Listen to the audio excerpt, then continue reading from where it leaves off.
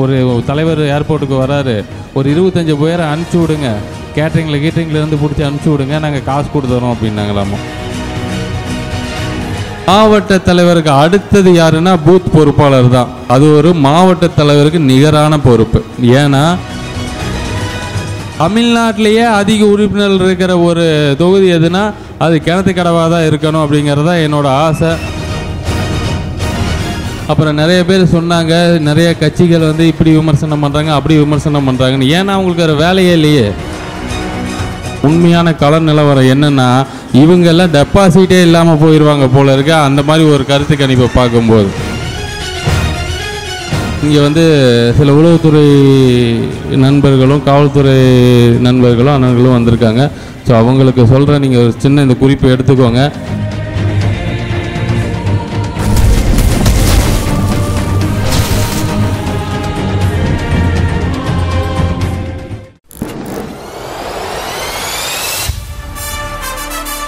என்னோட அடையாளம் தளபதி ரசிகன். அப்புறம்தான் நான் வந்து கட்சி, மக்கள், உங்களுக்கு மாவட்ட தலைவர், அதெல்லாம்.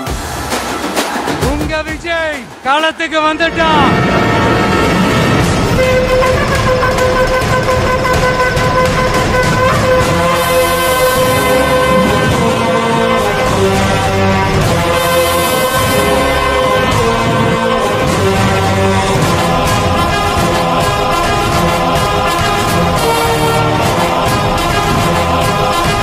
தமிழக வெற்றி கழகத்தின் எங்கள் போர்படை தளபதி கோவை தெற்கு மாவட்டம் சிங்கம் ஏ விக்னேஷ் அவர்களின் ஒவ்வொரு வீட்டில் இருக்கிற ஒரு மகனா, அண்ணனா, தம்பியா, தோழனா, உங்கள ஒருத்தனா, உறவா, நட்பா,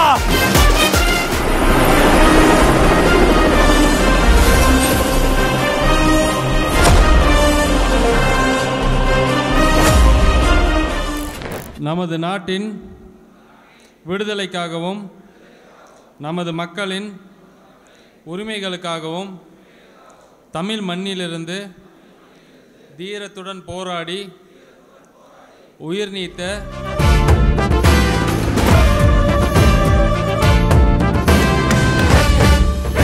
தெற்கு மாவட்டம் எங்கள் தலைவர் விக்னேஷ் அவர்களை சிறப்புரையாற்ற வரவேற்கிறோம்.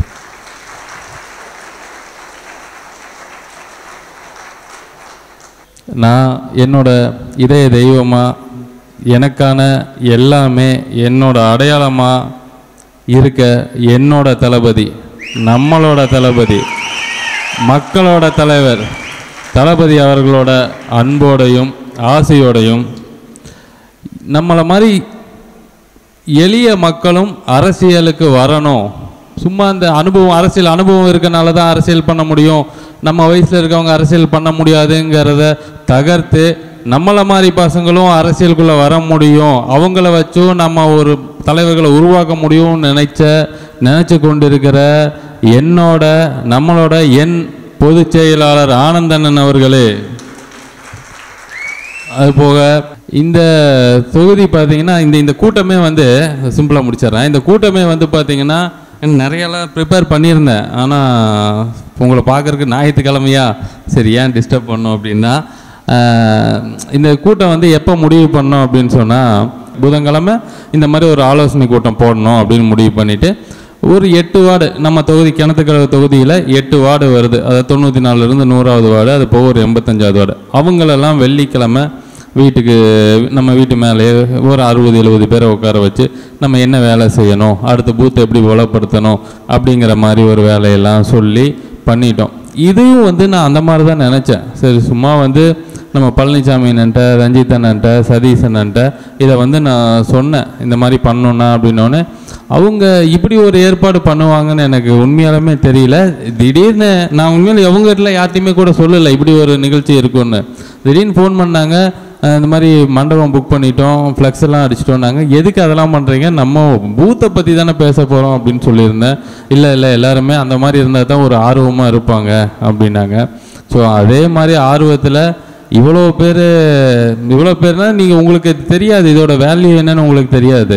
எனக்கு தெரிஞ்ச ஒருத்தர் வந்து ஒரு 4 நாளைக்கு முன்னாடி பேசிகிட்டு இருக்கும்போது சொன்னார், ஒரு கட்சியில் ஒரு 25 பேர் வேணும், ஒரு தலைவர் ஏர்போர்ட்டுக்கு வராரு, ஒரு 25 பேரை அனுப்பிச்சி விடுங்க, கேட்டரிங்கில் இருந்து பிடிச்சி அனுப்பிச்சி விடுங்க, நாங்கள் காசு கொடுத்துறோம் அப்படின்னாங்களாமா. 25 பேரை ரெடி பண்ண முடியல. ஆனால் நம்மளால் 2 நாளில் இங்கே 300 பேரை உட்கார வச்சுருக்கோம். இதை பாருங்களேன். உங்களை யாருக்காவது பணம் ஏதாவது கொடுத்தாங்களா? உங்கள் யாருக்காவது ஏதாவது இது வாங்கி கொடுக்குறேன் அது வாங்கி கொடுக்குறேன்னு ஏதாவது சொன்னாங்களா? எதுவுமே கிடையாது. ஆனால் வரோன்னா ஏன்? தளபதிங்கிற அந்த ஒருத்தருக்காக தான்.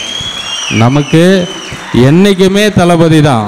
நம்ம எவ்வளோ பெரிய இடத்துக்கு போனாலும் முதல்ல வந்து தளபதி ரசிகன். அது மட்டும்தான் எனக்கு என்னோட அடையாளம். நான் யார்?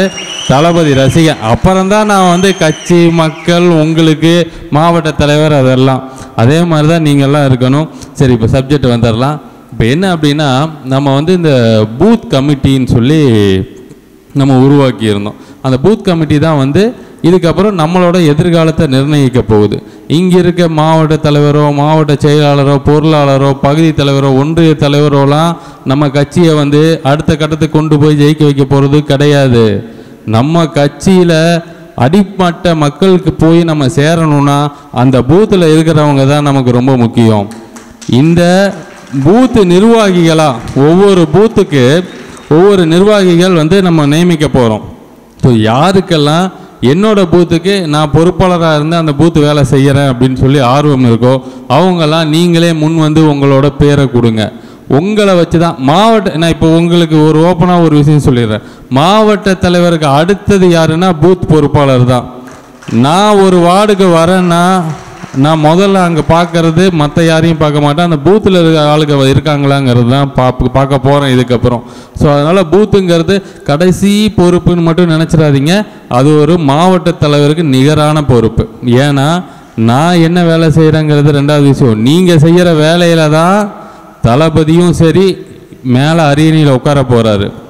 அதே மாதிரி ஒவ்வொருத்தரும் தங்களோட பொறுப்பை உணர்ந்து ஒவ்வொரு பூத்துலேயும் குறைஞ்சது நமக்கு 300 பேராவது நம்மளோட கட்சி உறுப்பினர்களாக இருக்கணும். அதை பார்த்திங்கன்னா இன்னொரு நான் அதை சொல்லியிருக்கேன்னு நினைக்கிறதுக்கு முன்னாடி 2-3 தடவை சொல்லியிருக்கேன்.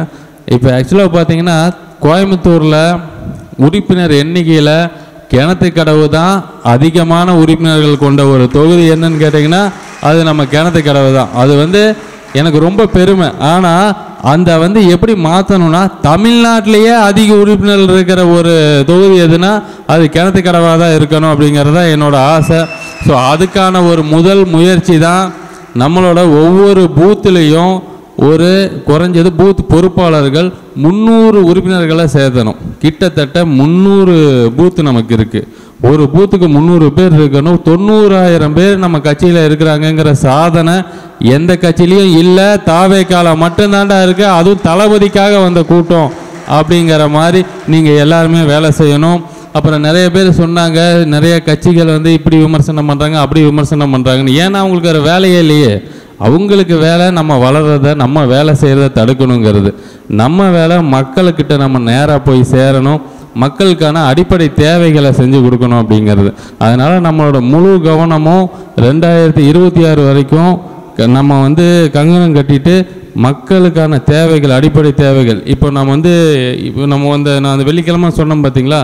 ஸோ மக்களோட மனநிலை என்ன, அவங்களுக்கான தேவை என்ன, அவங்க ஒரு மாற்றத்தை விரும்புகிறாங்களா அப்படின்னு தெரிஞ்சுக்கிறதுக்காக நம்ம ஒரு சில கேள்விகள் வந்து நம்ம மாநகராட்சி பகுதியில் வந்து கேட்டிருந்தோம். அப்போ பார்த்தீங்கன்னா நம்ப மாட்டீங்க, கிட்டத்தட்ட இன்றைக்கி தான் அந்த ஃபார்ம் எல்லாம் வாங்கினேன். 931 ஃபார்ம் நான் வாங்கியிருக்கேன். அதில் 868 பேர் தமிழக வெற்றி கழகத்துக்கு தான் வாக்களிப்பேன் அப்படின்னு சொல்லியிருக்கிறாங்க. இது மற்ற பத்திரிகைகளில் கூட நமக்கு இப்போ ஒரு எதிர்கட்சிக்கு நிகரான வாக்கு வங்கி நமக்கு இருக்குன்னு சொல்கிறாங்க. ஆளுங்கட்சிக்கும் நம்ம கடுமையான ஒரு போட்டி கொடுப்போம்னு சொல்கிறாங்க. ஆனால் உண்மையான கள நிலவரம் என்னென்னா, இவங்கெல்லாம் டெபாசிட்டே இல்லாமல் போயிடுவாங்க போல இருக்க, அந்த மாதிரி ஒரு கருத்து கணிப்பை பார்க்கும்போது.